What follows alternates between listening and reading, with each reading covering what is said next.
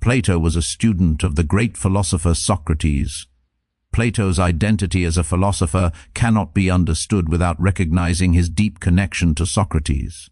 Long before Plato became known as one of the greatest thinkers in Western philosophy, he was a young Athenian drawn to the unusual and challenging teachings of Socrates.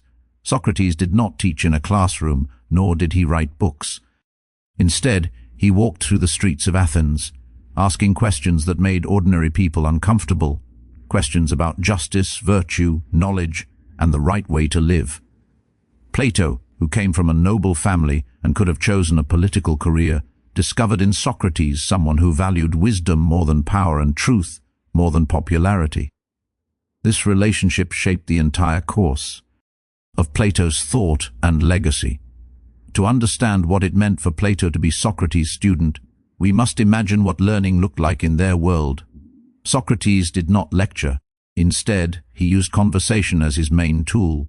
He would approach craftsmen, politicians, poets, or young students and ask them basic questions such as what is courage or what is justice. Most people thought they are. Eddie knew the answers, but through a careful series of questions, Socrates would reveal contradictions in their thinking. This method, often called the Socratic method, forced people to examine their beliefs rather than simply repeat what society had taught them. Plato watched these conversations unfold and learned that true wisdom begins with recognizing how little we actually know. For Plato, studying under Socrates was not only about mastering arguments, it was about forming a moral character.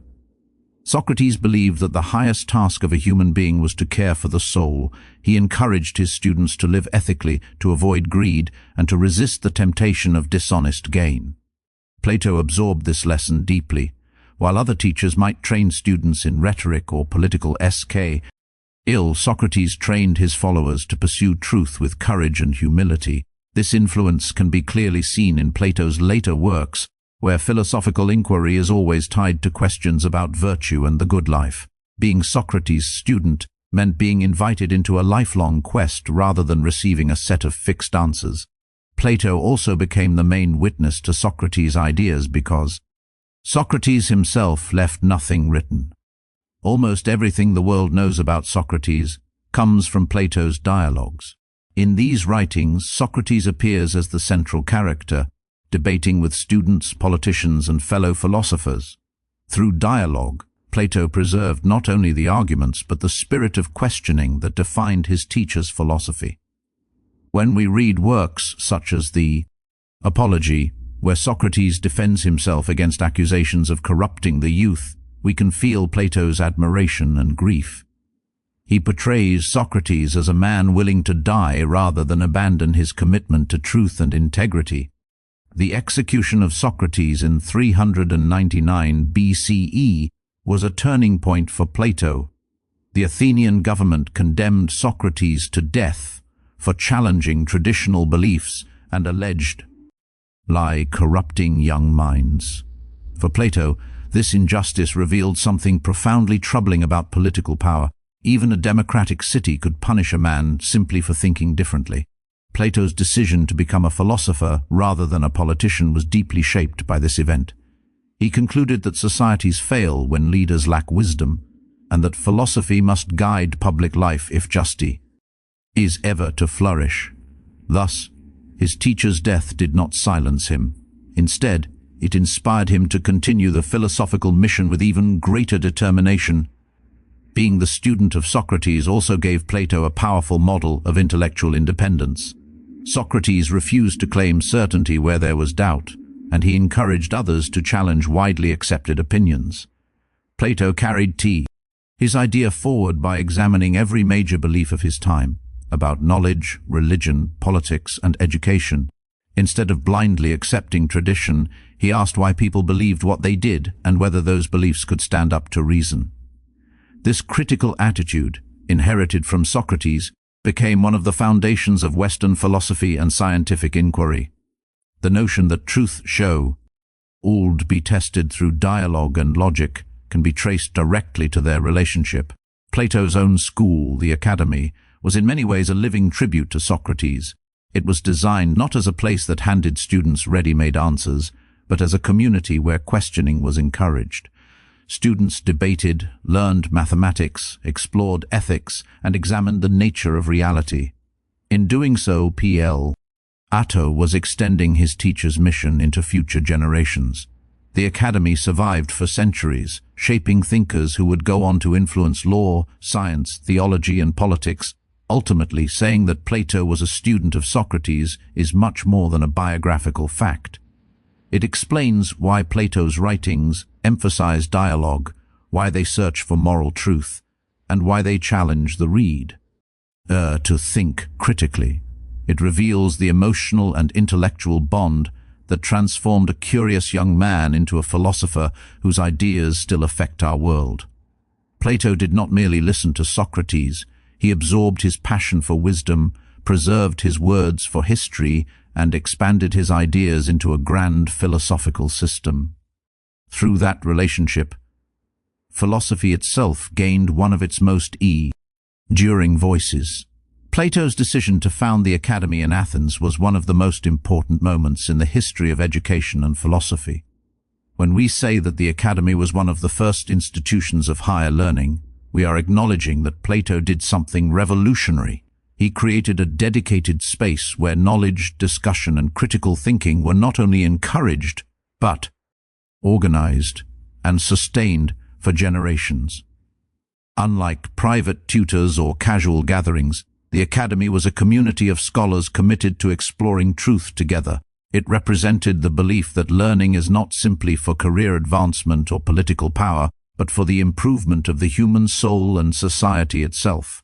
The academy was established around 387 BCE in a grove just outside the city of Athens, a place traditionally associated with the hero Academus, from whom it took its name. But Plato's vision went far beyond the physical location. He imagined a place where students would investigate questions that had no easy answers. What is justice? What is virtue? How do we know what is real? What makes a good leader? Instead of memorizing facts, students were trained to question deeply and reason logically. This approach reflected Plato's belief that genuine knowledge comes from disciplined inquiry, not blind acceptance of tradition. The academy was shaped directly by Plato's experience as a student of Socrates. Socrates had shown that conversation and questioning could expose errors and bring people closer to truth. Plato institutionalized this method. Discussions at the Academy took place in dialogue form, with students and teachers challenging each other respectfully. Nobody was considered above questioning, not even Plato himself. Students were encouraged to follow arguments wherever they led, even if they overturned widely accepted views. This emphasis on open inquiry is one of the reasons the academy is often described as the ancestor of modern universities. Education at the academy was broad and rigorous. Mathematics played a central role, not because Plato wanted to train engineers, but because mathematics teaches precision, discipline, and abstract thinking. According to tradition, an inscription above the entrance read, "Let no one ignorant of geometry enter." Whether or not this sign literally existed, the message was clear. Students needed mental training to handle philosophical questions responsibly. Alongside mathematics, they studied astronomy, ethics, metaphysics, dialectics, politics, and logic. This combination of subjects trained students to see connections between different areas of knowledge, rather than treating them as isolated fields. One of the most significant aspects of the academy was its independence from political powers. In many societies, education served rulers or religious authorities. Plato believed that truth should not be controlled by those in power. He founded the academy as a space where thinkers could analyze governments, criticize injustice, and propose better systems without fear of punishment. At the same time, he hoped the academy would produce wiser leaders. Plato believed that only those who understood justice through reason should govern. He was critical of politicians who relied on persuasion rather than wisdom. By educating students in philosophy, he hoped to form people capable of guiding society ethically. The academy also fostered collaboration across generations. Unlike a single teacher passing knowledge to a single group of students, it created a tradition. Students who learned the often became teachers themselves, continuing and expanding philosophical discussions. The most famous of these students was Aristotle, who studied at the Academy for about 20 years before founding his own school, the Lyceum. Aristotle did not always agree with Plato, yet their shared foundation shows how powerful the Academy was as a place of intellectual formation. Differences between our philosophies demonstrate that the Academy was not about memorizing Plato's opinions, but about learning how to think rigorously. Another important accomplishment of the Academy was its scientific openness. Plato encouraged students to observe nature, build theories, and test ideas through reasoning. Although they did not have modern laboratories, they raised essential questions that later scientists would refine. Discussions about the structure of the cosmos, the movement of planets, and the nature of matter were early steps toward scientific inquiry. By linking observation with philosophy, the Academy created a culture where knowledge was treated as something to be developed, not merely preserved. The Academy lasted for centuries, long after Plato's death. It survived wars, political changes, and new philosophical movements. Eventually it was closed by authorities who feared free inquiry, but its spirit lived on in medieval universities and later educational institutions. The simple idea that students and teachers could gather in a formal place to pursue truth became the blueprint for higher education worldwide. Modern universities, libraries, research centers, and scholarly communities owe something to Plato's original model. Ultimately, the founding of the Academy reveals a profound confidence in human reason. Plato believed that people are capable of rising above ignorance, propaganda, and prejudice when they are taught how to think carefully. He saw education not as a privilege only for elites, but as a necessary foundation for a just society. By building the Academy, he transformed philosophy from an activity of wandering thinkers into an organized intellectual tradition. It became a home for inquiry, discipline, and reflection, shaping minds not only for one generation but for many centuries. In this way, the Academy stands as a symbol of humanity's ongoing search for wisdom. It reminds us that learning is not limited to classrooms, exams, or degrees, but is a lifelong journey guided by curiosity and integrity. Plato's bold experiment continues to influence how we study, teach, and imagine the role of education in creating a better world. When we say that much of what we know about Socrates comes from Plato's writings, we are recognizing how fragile history can be and how deeply one student shaped the world's understanding of his teacher. So, Socrates himself never wrote a single book, left no lectures, and created no official school. He preferred spoken conversation, walking through the streets and marketplaces of Athens, asking questions that challenged people's assumptions. Because he trusted dialogue more than writing, his ideas would have disappeared if no one had preserved them. Plato became the main witness to Socrates' life, philosophy, and final moments, and through Plato's dialogues, Socrates' voice continues to speak across centuries. Plato's role was not simply to record facts like a historian. Instead, he presented Socrates in dramatic conversations called dialogues. In these texts, Socrates debates with politicians, craftsmen, poets, young students, and powerful citizens. The style feels alive because Socrates does not preach, he questions. He asks what justice means, whether virtue can be taught, what it means to know something, and how a person should live. By reading these works, we see Socrates' distinctive method. Instead of giving answers, he exposes confusion and encourages people to think more honestly. Without Plato, this powerful image of philosophy as questioning rather than lecturing might never have become central to Western thought. One of the most important dialogues is the Apology, which recounts Socrates' trial. Accused of corrupting the youth and disrespecting the city's gods, Socrates defends himself not with flattery but with truth. Plato describes him calmly telling the court that an unexamined life is not worth living. He refuses to beg for mercy or compromise his commitment to philosophy, even when facing death. This portrayal deeply shaped how future generations interpreted Socrates, not as a rebel seeking trouble, but as a moral hero who valued conscience more than survival. Plato's account ensured that Socrates' death became a symbol of integrity and intellectual freedom. Another dialogue, Phaedo, describes Socrates' final hours before drinking poison. Here Plato shows Socrates speaking about the soul, truth, and the meaning of death. Instead of fear, Socrates displays calm reasoning. He explains why he believes the soul survives and why philosophers spend their lives preparing for death by detaching from false desires.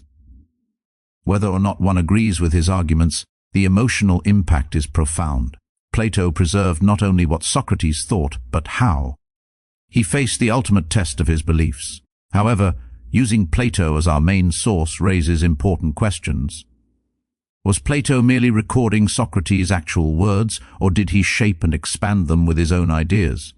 Scholars agree that early dialogues are likely closer to the historical Socrates, while later ones contain more of Plato's own philosophy. For example, complex theories about the world, of forms or detailed political systems seem to belong more to Plato than Socrates.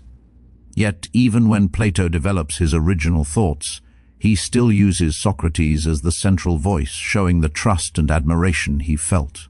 In this sense, Socrates becomes both a real historical figure and a dramatic character through whom Plato explores big questions. Other ancient writers, such as Xenophon and Aristophanes, also described Socrates, but their portrayals are limited compared with Plato's. Xenophon presents Socrates as more practical and conservative, while Aristophanes mocks him as a foolish dreamer in his comedy The Clouds. Without Plato, we might assume Socrates was simply a strange sophist or minor teacher. Instead, because of Plato's detailed philosophical narratives, Socrates appears as a thinker of depth and moral seriousness. This shows how a single writer can shape the legacy of an entire person for thousands of years. Plato's preservation of Socrates also influenced how future philosophers saw their own role. The idea that philosophy is a dialogue, not a sermon, comes largely from these texts. Teachers inspired by Plato began to emphasize discussion, debate, and questioning. Modern classrooms that encourage students to challenge ideas rather than memorize them continue this tradition, often unknowingly echoing Socrates' conversations in Athens long ago. The method of inquiry used in law schools, critical thinking courses, and public debates owes much to what Plato recorded. There is another deeper lesson in relying on Plato for knowledge about Socrates. Our understanding of history is often shaped by those who choose to write. Many wise people throughout history have left no written trace. Socrates was fortunate because he had a devoted student willing to preserve his spirit. Plato not only captured Socrates' questions, he turned them into literature powerful enough to survive wars, cultural changes, and centuries of reinterpretation. Every time a student opens one of Plato's dialogues, Socrates' voice is revived. Ultimately, saying that much of what we know about Socrates comes from Plato reminds us of their extraordinary partnership. Socrates provided the living example of a life devoted to truth. Plato provided the words that carried that example beyond time and place. Together they shaped philosophy into a discipline that values honesty, cura, and relentless questioning. Without Plato's writings, Socrates might have disappeared into silence. Because of them, he remains one of the most influential moral and intellectual figures the world has ever known, continuing to challenge us to ask better questions about who we are and how we should live. When we say that Plato believed in a world of ideas, which he called forms, we are talking about one of the most profound and challenging concepts in philosophy. Plato noticed that everything we experience with our senses is constantly changing. People grow old, objects break, opinions shift, and societies evolve. Yet despite all this change, certain ideas seem stable and unchanging. Justice, beauty, goodness, equality, and truth do not wear out the way physical things do. Plato asked himself a simple but revolutionary question: If everything in the physical world changes, how can we understand ideas that seem permanent and universal? His answer was the theory of forms. Plato believed that behind the visible world there exists a deeper, invisible reality made up of perfect, eternal forms. A form is not a shape or a physical object, it's the pure idea or essence of something. For example, there are many triangles drawn on paper, each slightly imperfect. Some have crooked lines or uneven angles. But mathematicians still talk about a triangle as if there is a perfect version in their minds. That perfect triangle is not found in nature, it belongs to the realm of forms. The triangles on paper merely imitate it. In the same way, beautiful objects in the world are only reflections of the form of beauty itself, which never changes. Plato applied this thinking beyond mathematics to moral and political life. Consider justice. Different cultures and people argue about what is fair, and their laws change over time. Yet we still behave as though there is such a thing as true justice, something we can approach but never fully capture. Plato argued that there is indeed a perfect form of justice existing beyond human opinion. Courts, laws, and governments are only attempts to mirror that higher pattern. When societies fail, it is because they imitate the form poorly or misunderstand it altogether. To explain why most people struggle to recognize forms, Plato used the famous analogy of the cave. He imagined prisoners chained inside a cave, seeing only shadows, the wall cast by objects behind them. Believing the shadows to be reality, they live in ignorance. If one prisoner escapes and sees the outside world, he realizes the shadows were merely copies of real things. Returning to tell the others, he is mocked or rejected. In this story, the cave represents the world of appearances, while the world outside symbolizes the realm of forms. Human beings oft confuse shadows of truth with truth itself, accepting illusions instead of seeking deeper understanding. For Plato, knowledge meant turning away from shadows and learning to recognize forms with the mind. Senses can deceive us. A stick half submerged in water looks bent even when it is straight. The taste of food can seem delicious yet be harmful. Our emotions can distort perception. But the disciplined use of the mind, can rise beyond such confusion. By questioning, thinking carefully, and examining our beliefs, we begin to glimpse the forms that organize reality. This is why philosophical inquiry is so important in Plato's vision. It is the path from ignorance to wisdom. The form of the good stands at the top of all forms. Plato believed it was the ultimate source of truth, value, and existence, much like the sun in his cave analogy. Just as the sun allows us to see physical objects, the good allows the mind to understand everything else. A person who grasps the good understands how all other forms relate: justice, beauty, courage, and knowledge. Leaders who lack this understanding may pursue power or wealth without wisdom and cause harm. Leaders enlightened by good, however, seek what truly benefits the soul and society. Plato's theory has inspired admiration and criticism alike.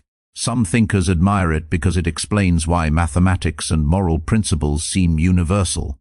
Others challenge it, asking where these forms exist and how we could ever prove their reality. Even Plato acknowledged that the forms are difficult to grasp fully. Yet he insists that striving toward them is essential. Without belief in standards higher than personal interest or public opinion, people can justify anything. The forms remind us that truth and goodness are not simply inventions of culture, they call us upward, demanding reflection and integrity. In daily life, Plato's theory encourages us to look beyond appearances. A successful person might look admirable, but act unjustly. A popular idea might be persuasive but false. A government might seem stable yet corrupt at its core. To think like Plato is to ask, what is the true nature of justice here? What is the real meaning of courage or honesty in this situation? Instead of merely reacting to circumstances, we pause, reflect, and seek the deeper principles at work. Ultimately, Plato's world of forms presses faith in reason and moral truth. He believed human beings are not trapped in confusion forever. Through education, dialogue, and disciplined thinking, we can move closer to wisdom. Though we never fully possess the perfect forms, our lives improve as we align ourselves with them. The theory challenges us to live not just for temporary pleasures or appearances, but for values that endure. Doing so, Plato offers a vision of reality that is both intellectually demanding and morally uplifting, inviting each person to rise above the shadows and pursue what is eternally true. When we say that Plato wrote famous dialogues such as the Republic, Phaedo, and Symposium, we are pointing to the heart of how his philosophy has survived across time. These works are not dry textbooks or list of ideas. Instead, Plato wrote in the form of dramatic conversations where characters discuss life's biggest questions: justice, love, the soul, truth, knowledge, and the best way to live. By writing as dialogue rather than lecture, Plato allowed readers to feel as though they are listening to real debates. The questions are alive, the disagreements are sincere, and the journey toward understanding becomes something shared rather than imposed. The Republic is arguably Plato's most famous work. On the surface, it appears to be a book about politics describing an ideal city, but beneath that political structure lies a deeper exploration of justice itself. What does it mean to be just? Is a just life better than an unjust life, even if the unjust person appears successful? Through conversations led by Socrates, Plato argues that justice begins within the soul. A well-ordered city mirrors a well-ordered person. Reason should guide, courage should support, and desires should remain disciplined. In this text, Plato also introduces the idea of philosopher kings, leaders who rule not because of wealth or popularity, but because they understand truth and the form of the good. He warns that when leaders lack wisdom, cities fall into corruption, chaos, and tyranny. The Republic challenges readers to ask whether their own societies value wisdom or whether they reward only power and persuasion. Phaedo is different in tone, focusing on the final moments of Socrates' life. Rather than fear death, Socrates calmly reflects on what it means for the soul to separate from the body. Through careful reasoning, he argues that the soul is immortal, and that philosophy is preparation for this separation. The body, he explains, often distracts us with hunger, pleasure, pain, and fear, while the soul seeks truth that is pure and eternal. In this dialogue, Plato uses narrative and emotion to explore deep metaphysical questions. The scene is intimate, friends gathered around a man they loathe, listening as he explains his faith in reason up to the moment he drinks the poison. Phaedo shows how philosophy is not only intellectual, it shapes courage, character, and how one confronts mortality. Symposium turns to another universal theme: love. Instead of presenting one single definition, Plato structures the dialogue as a banquet, where several speakers praise love from different perspectives. Some see love as physical attraction, others as social harmony, and others as inspiration for creativity. When Socrates speaks, drawing on the wisdom of a mysterious woman named Diotima, love becomes something far more profound. It is described as a desire that begins with physical beauty but rises toward love of virtue, knowledge, and ultimately the contemplation of timeless truth. In his way, love becomes a ladder, pulling the soul upward from temporary desires toward eternal wisdom. The Symposium reveals Plato's belief that even the most human emotions can lead us toward philosophical insight when guided properly. These dialogues demonstrate Plato's mastery not only as a philosopher, but also as a writer. His characters feel realistic, their disagreements reflect everyday conversations, and the dramatic settings provide emotional depth. Instead of forcing the reader to accept conclusions, Plato leads them through questions, doubts, and revelations. The reader is encouraged to think, not simply to memorize. This method shapes how philosophy has been taught ever since. Students learn to debate, analyze arguments, and challenge assumptions, partly because Plato modeled the process so powerfully. Another remarkable feature of these works is their ability to speak across cultures and centuries. Political leaders study the Republic to understand power and justice. Spiritual seekers reflect on Phaedo to think about the soul and the meaning of death. Artists, poets, and lovers turn to Symposium to understand the connection between beauty and inspiration. Each dialogue opens new layers every time it is read, because Plato does not give easy answers. He invites reflection instead of finality. Plato's dialogues also reveal his faith in conversation as a path to truth. People make mistakes, change their minds, and struggle to find clarity. Yet through dialogue, they move gradually closer to understanding. In a world where arguments often become battles, Plato reminds us that disagreement can be an opportunity for growth when guided by reason and respect. Ultimately, the greatness of works like the Republic, Phaedo, and Symposium lies in their combination of philosophy, storytelling, psychology, and moral reflection. Plato preserved the voice of Socrates, shaped his own ideas, and created literature that continues to challenge and inspire. These dialogues remind us that philosophy is not distant from life. It is woven into politics, friendship, love, courage, death, and the search for meaning. Through them, Plato invites every reader, regardless of time, culture, or background, to join the conversation and pursue wisdom with humility and passion. When we say that Plato discussed justice, truth, ethics, and the ideal state, we are pointing to the core of his philosophical project. He was not simply interested in abstract theories. He wanted to understand how human beings should live, how societies should be organized, and what it means to live well. For Plato, philosophy was a guide for both personal life and public life. He believed that unless people understood justice and truth, they would create societies full of corruption, conflict, and ignorance. His writings explore these themes with depth, showing how individual character and political systems are deeply connected. Justice occupied a central place in Plato's thinking. He noticed that people often use the word justice to justify their own interests. Some say justice means obeying laws, others say it means benefiting the strong, while others see it as simple fairness. Plato wanted to go deeper. He argued that justice is not just about what happens in courts or politics. It begins inside the soul. A just person, he believed, has harmony within. Reason guides decisions, courage supports what is right, and desires remain disciplined instead of ruling the mind. When individuals achieve this inner order, they become capable of acting morally toward others. Justice, therefore, is both an inner condition and an outward behavior. Societies become unjust, Plato thought, when citizens abandon this inner balance and allow greed, ambition, or ignorance to dominate. Truth was equally important to Plato. He believed that many people live surrounded by illusions, mistaking appearances for reality. Wealth may look like success, popularity may resemble wisdom and plea. Sure may seem like happiness, yet all of these can mislead.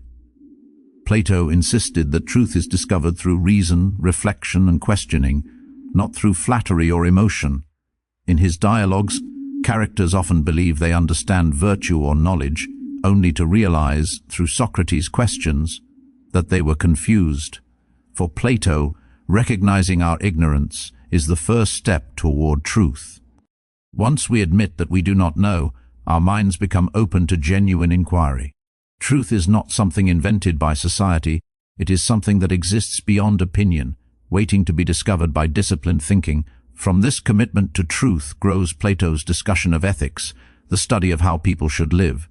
He believed that living ethically is not simply about following rules, but about shaping the soul so that it desires what is genuinely good. Many people chase pleasure, wealth, or fame, thinking these things will bring happiness. Plato argued that real happiness comes from virtue, qualities such as wisdom, courage, moderation, and justice. A person guided by virtue experiences a kind of inner peace that no external success can replace. Ethical living, in Plato's view, is the effort connected to knowledge. The more a person understands what is truly good, the more naturally they choose it. Wrongdoing is often the result of ignorance rather than pure evil. When people see clearly, they live better.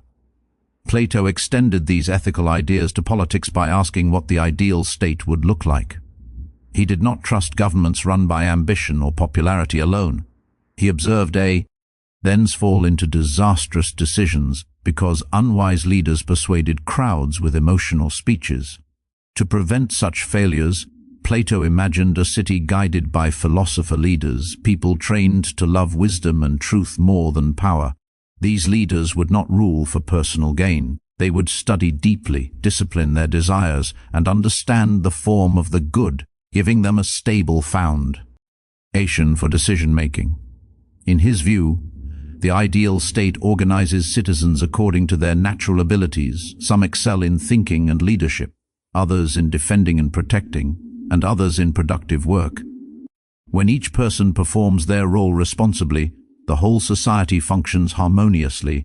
Plato understood that this ideal might never exist perfectly, but he believed that think about it helps us judge real governments. A society obsessed with wealth, entertainment, or manipulation drifts toward corruption and tyranny. A society that values education, virtue, and truth moves closer to justice. He warned that when leaders pursue power without wisdom, they eventually harm both themselves and their citizens. But when leaders cultivate virtue, they create conditions where people can live meaningful, stable lives. These ideas continue to shape modern debates. Questions such as, what makes a law just? How should leaders be chosen? Is truth objective or relative? And what is the purpose of education? Still echo Plato's writings.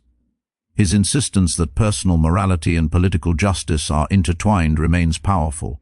A society cannot be just, he believed, if its citizens are careless, selfish, or dishonest. Likewise, individuals cannot flourish in a deeply unjust society. Philosophy becomes, therefore, a bridge between the inner life and the public world. Plato's exploration of justice, truth, ethics, and the ideal state offers more than historical insight. It challenges every reader to examine their own beliefs. Do we chase appearances instead? Reality. Do we think critically about what is good or simply follow the crowd? Are our communities guided by wisdom or by impulse? His works remind us that building a good society begins with shaping good human beings, people who love truth, respect justice, and act from virtue rather than greed. Through this vision, Plato invites us not only to think, but to live more consciously, recognizing that wisdom is the foundation for both personal happiness and social harmony. When we say that Plato was the teacher of Aristotle, we are touching one of the most remarkable teacher-student relationships in history. Their connection shaped the direction of Western philosophy for thousands of years. Plato built the academy to train thoughtful leaders and seekers of wisdom. Aristotle arrived as a young man from northern Greece and spent nearly 20 years studying there. Over time, he became one of Plato's brightest students, deeply influenced by his teacher, yet ultimately bold enough to challenge some of Plato's central ideas. Because of this combination of respect and independence, the relationship between Plato and Aristotle became a model of how knowledge grows across generations.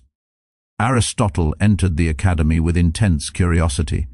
Plato's dialogues encouraged constant questioning, and the academy was alive with debate. Students discussed mathematics, ethics, politics, astronomy, logic, and metaphysics. Plato trained them to search beneath appearances, to ask what things really are in their essence. Aristotle absorbed this habit of careful inquiry. He learned that philosophy begins not with ready-made answers, but with courage to confront difficult questions.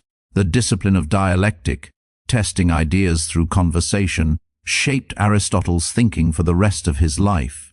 Yet, even as Aristotle admired Plato, he gradually began to see differences in how they understood reality.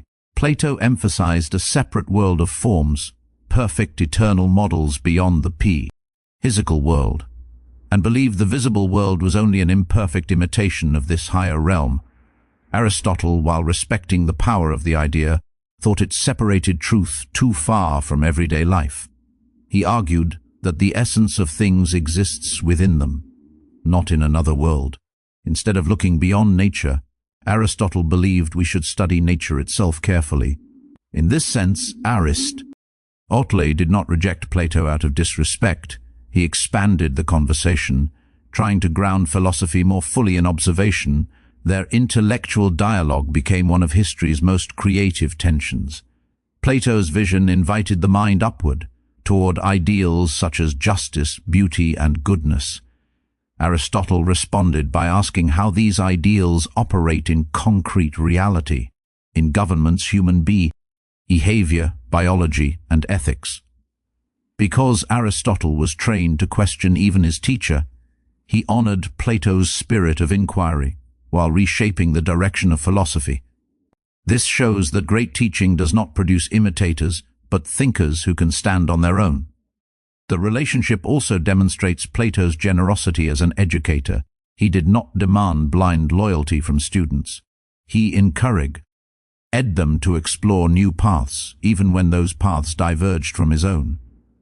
Aristotle eventually left the academy and founded his own school, the Lyceum, where he developed methods of research, classification, and logical argument that influenced science, medicine, and politics for centuries. Instead of being a betrayal of Plato, this was the fulfillment of what the academy was meant to achieve, capable of carrying philosophy forward. Historically, the fact that Aristotle studied under Plato helped preserve and spread Plato's legacy. Aristotle's detailed writings often refer to the ideas of the master, explaining them even when he criticizes them.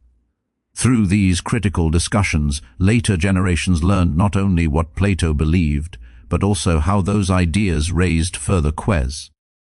In universities today, students often study Plato and Aristotle together because their philosophies form a dialogue, one emphasizing the realm of ideals, the other emphasizing experience and analysis.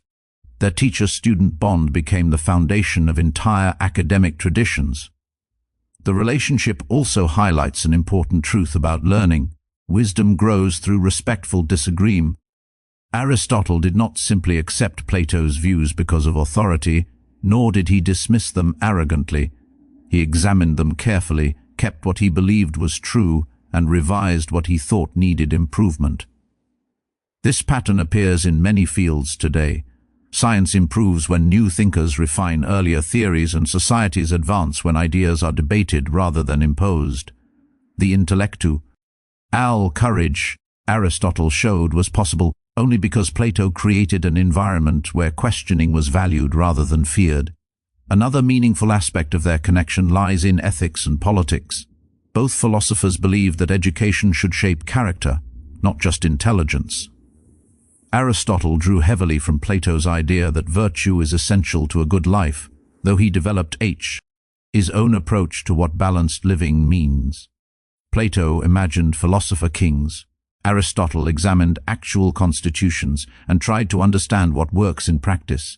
Together, they offered complementary insights. Vision without realism can become utopian, while realism without vision can become cynical. Their partnership illustrates how philosophical traditions balance imagination with practica.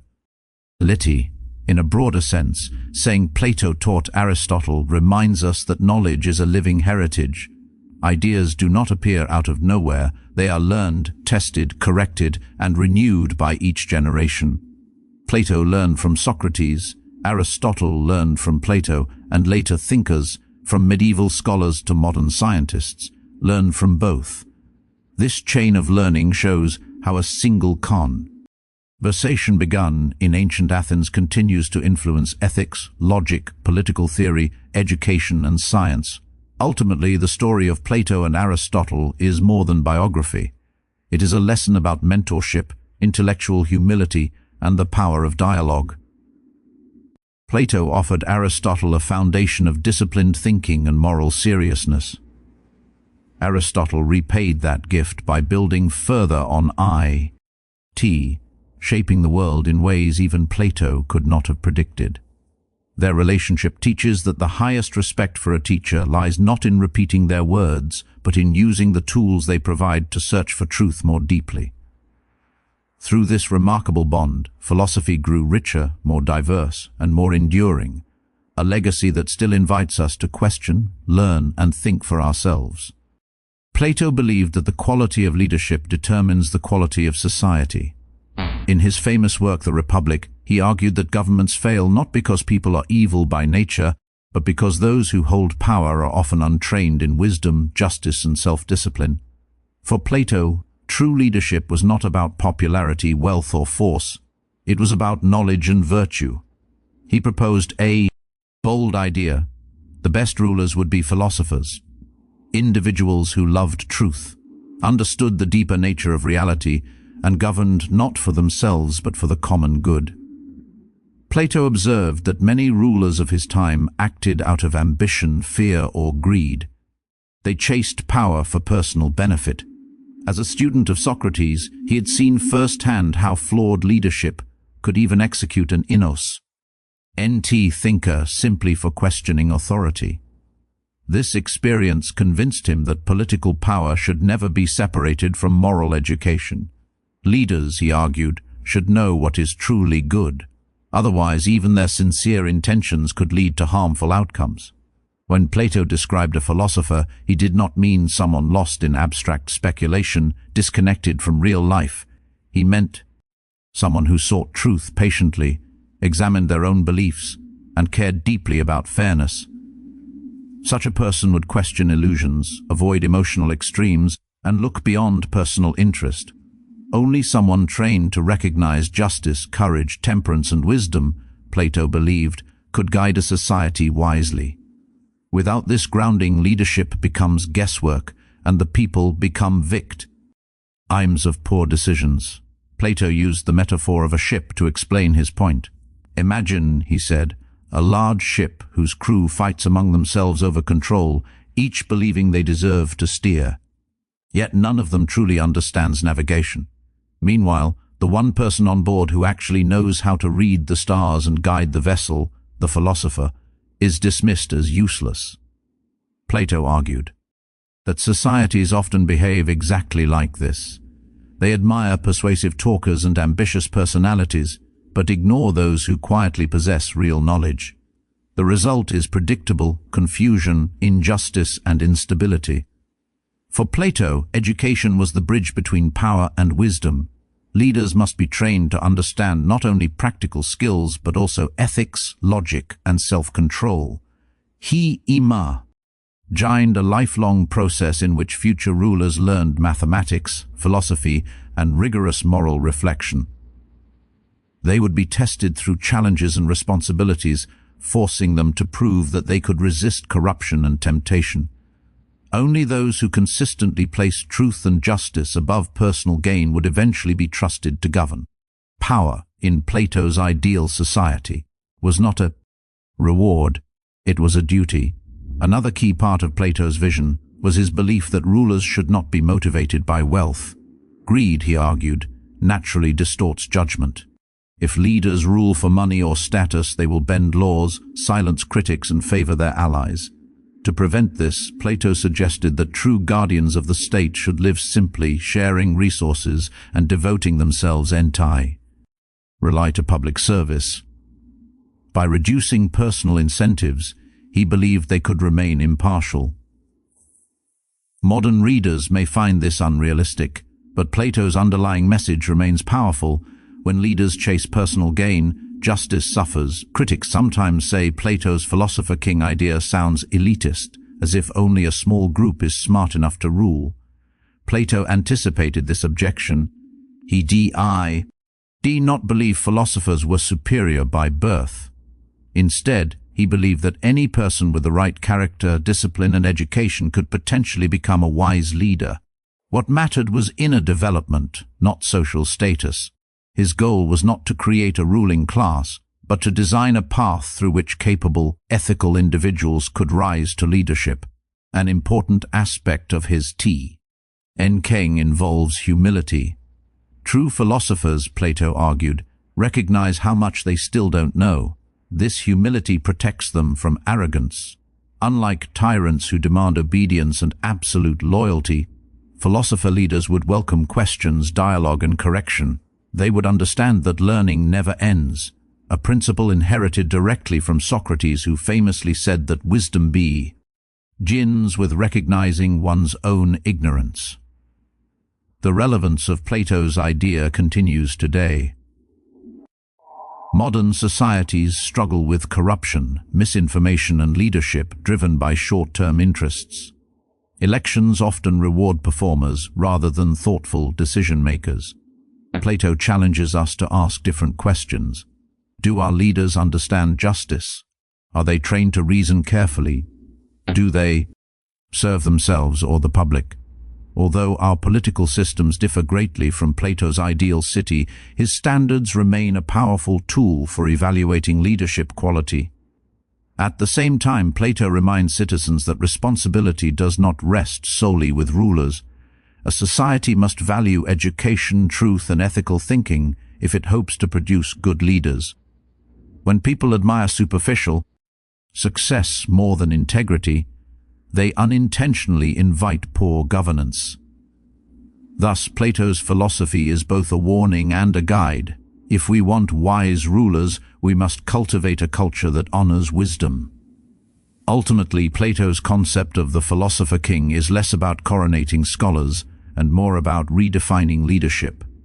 True power, he suggests, belongs to those who understand reality clearly, love justice deeply, and possess the courage to act on that understanding. Leadership becomes an act of service rooted in knowledge and moral strength, not domination. Whether or not his political blueprint could exist exactly as he imagined, the heart of his message remains timeless. Societies flourish when those who know the good are entrusted to protect it, and when leaders measure their success not by personal advantage, but by the well-being of all. Plato's influence did not end with his death. In many ways, it truly began there. Few thinkers in history have shaped human thought as deeply or as continuously as Plato. His writings became the foundation upon which centuries of philosophy, political theory, ethics, psychology, theology, and education were built. When we talk about ideas such as truth, justice, virtue, knowledge, and the purpose of life, we are often speaking in a language that Plato helped create. Understanding his legacy helps us see how one philosopher's reflections can echo through thousands of years and shape entire civilizations. One of Plato's greatest contributions was the creation of the Academy in Athens, often regarded as the first organized universe in Western history. This was not simply a place to memorize facts, it was a community dedicated to questioning, reasoning, and pursuing wisdom. Students there were encouraged to debate, analyze, and challenge assumptions. Math, philosophy, astronomy, politics, and ethics were all woven together into a single quest for understanding. Plato believed education should shape the soul as much as the mind, teaching people not only how to think, but how to live. The idea that schools should cultivate character, curiosity, and critical reasoning owes much to his vision. Plato's dialogue-based teaching method also had a long-lasting influence. Rather than delivering rigid lectures, he wrote conversations where characters questioned each other. This way of learning encourages the reader to participate mentally, weighing arguments instead of passively accepting them. Modern classrooms still rely on discussion, debate, and reflective thinking because Plato showed how powerful these methods can be. Even today, when teachers ask students, "Why do you think that?" or "What evidence supports your claim?" they are unconsciously following in the footsteps of Plato and Socrates. Philosophically, Plato shaped how we think about reality and knowledge. His theory of forms, the idea that beyond our changing world lies a deeper, more permanent realm of truth, influenced religious and metaphysical thinking for centuries. Whether people ultimately accept or reject his view, they must respond to it. The question, what is ultimately real, became central to philosophy largely because Plato framed it so forcefully. Later thinkers, from Aristotle to Augustine, from Descartes to Kant, grappled with Plato's questions, refining or challenging them, but rarely ignoring them. Our ongoing philosophical conversations are, in many ways, extensions of dialogues he began. Plato also had an enormous impact on moral philosophy. He argued that living a just life leads to inner harmony and fulfillment. Virtue for him was not merely obeying rules, it was aligning the soul with truth and reason. This idea deeply influenced ethical traditions in both the Western world and beyond. Concepts such as self-control, moral education, and the idea that the good life is connected to wisdom are now common assumptions in society. They shape counseling practices, leadership expectations, personal development, philosophies, and religious teachings, all reflecting Plato's belief that character and knowledge must grow together. In politics, Plato's reflections continue to challenge us. Though many criticize his ideal of philosopher kings or his suspicion of democracy, his central questions remain powerful. Who should rule? What qualities make leadership legitimate? How do we prevent corruption? His thought encourages citizens to evaluate not merely the structure of government, but the moral health of those who govern. Political theorists, reformers, and educators still use Plato as a guide and sometimes as a critic, an ever-present voice reminding societies to value wisdom over power and justice over convenience. Plato even influenced science indirectly, by insisting that reality has ratio, null order, and that the human mind can grasp that order. He laid intellectual groundwork for systematic inquiry. Early scientists and mathematicians were inspired by the idea that nature follows intelligible patterns. Plato's own fascination with geometry symbolized precision, clarity, and the belief that truth is discoverable. This confidence in rational investigation became one of the cornerstones of Western scientific thought. Religion and theology also absorbed Plato's influence. Many early Christian, Jewish, and Islamic thinkers used Platonic ideas to explain concepts like the soul, moral struggle, and the existence of a higher reality. They found in his writings a philosophical vocabulary that could express spiritual truths. Though they adapted and transformed his ideas, his framework helped them articulate their faith intellectually rather than relying only on tradition or authority. Perhaps most importantly, Plato's legacy lives on in the habit of questioning. He taught that unexamined beliefs are dangerous, and that genuine wisdom requires courage, the courage to doubt, to search, to admit uncertainty, and to keep learning. His dialogues model intellectual humility paired with passionate curiosity. In an age filled with misinformation, rushed conclusions, and noisy opinions, Plato's commitment to thoughtful inquiry feels especially relevant. He reminds us that truth is not discovered by shouting the loudest, but by listening carefully and reasoning honestly. Of course, Plato was not perfect and not all high. Proposals fit the realities of modern life, but his greatness lies precisely in the conversations he started, conversations we are still having. Every time a student debates ethical decisions, a leader reflects on justice, a scientist looks for rational patterns, or a teacher encourages critical thinking, Plato's legacy quietly lives on. In the end, Plato's influence is less about a set of ID doctrines and more about a way of approaching the world. He invites us to look beyond appearances, to nurture our minds and souls, and to believe that wisdom truly matters. His life shows that one thoughtful voice, guided by a love of truth, can shape human history far beyond its own time. Plato's continuing relevance in modern life, and why his ideas still matter today. Plato lived more than 2,000 years ago, yet his ideas feel surprisingly alive in our world. When people talk about justice, education, moral character, truth, leadership, or the meaning of life, they are often working with questions that Plato helped frame. What makes Plato remarkable is not just the brilliance of his theories, but the way his thinking continues to guide conversations in classrooms, governments, scientific communities, and ordinary daily life. Understanding why his ideas still matter helps us see philosophy not as something distant or dry, but as a living tool for thinking clearly and living wisely. One reason Plato remains relevant is that he asked fundamental questions that never expire. He wanted to know what makes a life good, what justice truly means, and how we can tell whether our beliefs are reliable. These questions do not belong to any single era. They touch every generation. Technology changes, politics evolves, and cultures shift, but humans still wrestle with the same deep concerns. When someone today wonders whether power is being used fairly or whether success without integrity is worth it, they are participating in the same kind of reflection that shaped Plato's dialogues. Another reason for his lasting influence is his method of questioning. Instead of preaching certainties, Plato created conversations where ideas collide and get tested. Characters challenge each other, expose weak arguments, and slowly move toward clearer understanding. This approach mirrors the critical thinking used in courts, universities, and research labs today.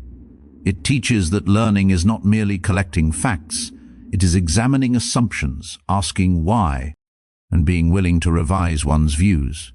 In a world filled with social media arguments and quick opinions, Plato's method reminds us that genuine understanding requires patience, humility, and dialogue. Plato's emphasis on the relationship between knowledge and responsibility also speaks strongly to modern society. He believed that ignorance in positions of power leads to injustice and suffering.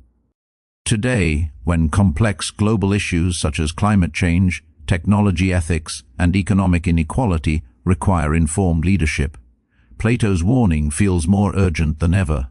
He challenges us to demand wisdom, not just charisma, in those who govern, and to recognize that citizens themselves share responsibility for staying informed and thoughtful.